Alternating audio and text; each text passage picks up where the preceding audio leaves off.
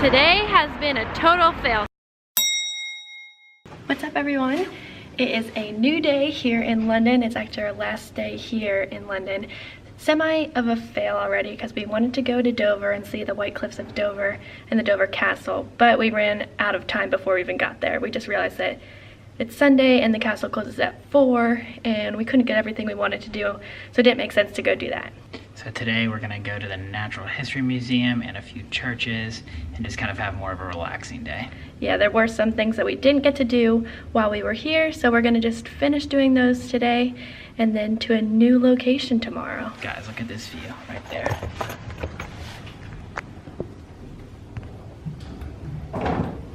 We're gonna miss that view. So let's go jump in the elevator and walk to the museum. Let's go.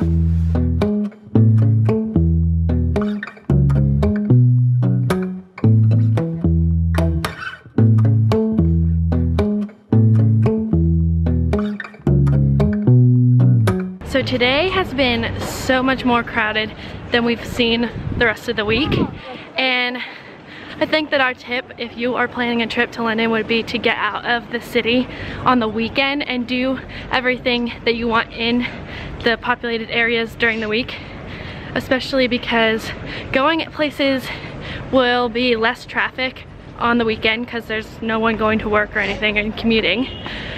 All the places in the city are going to be way more crowded, and things around here that you want to see aren't open on Sundays. Like Westminster Abbey, we just passed and it wasn't open, so you can just see from the outside, which is still cool, but it's nothing compared to going inside.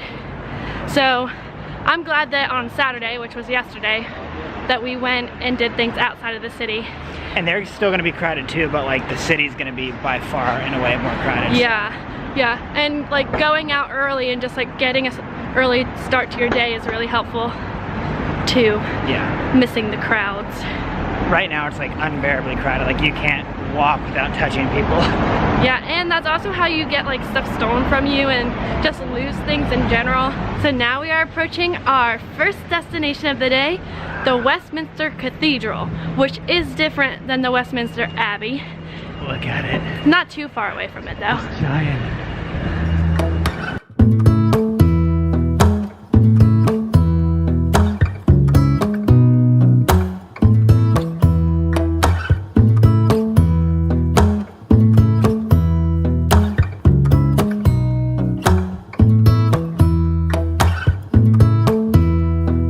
What do you have to say about this place? Well, the thing that stands out the most is like that giant tower. I don't think you guys can see scale-wise, but like it is so much bigger than the church. Maybe you can. So if you're planning a trip to London and want to visit this cathedral here, it's in between Big Ben and Victoria Station, very conveniently located, lots of shops and restaurants on the other side of this street, and pretty close to the Natural History Museum, which we are going to next. We are headed to the Natural History Museum.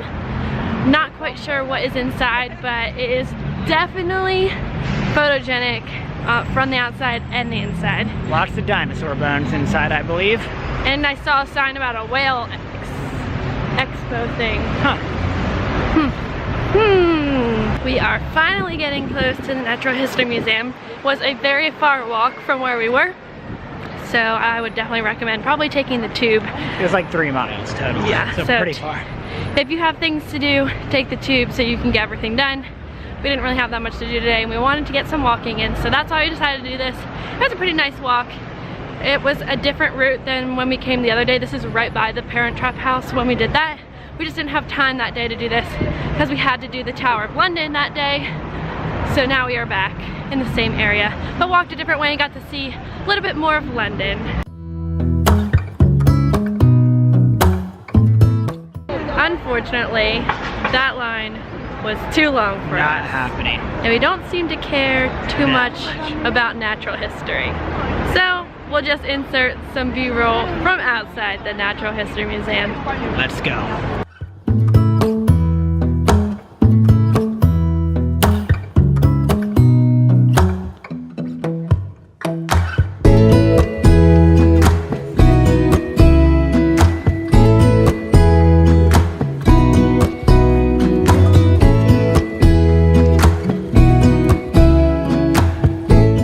Today has been a total fail so far. Let's see if we can get into that museum that we were passing earlier. What's it called, Nicholas? The Albert and Elizabeth Museum? I don't know. We'll see when we get there. Albert. So it is called the Victoria and Albert Museum. Let's check it out.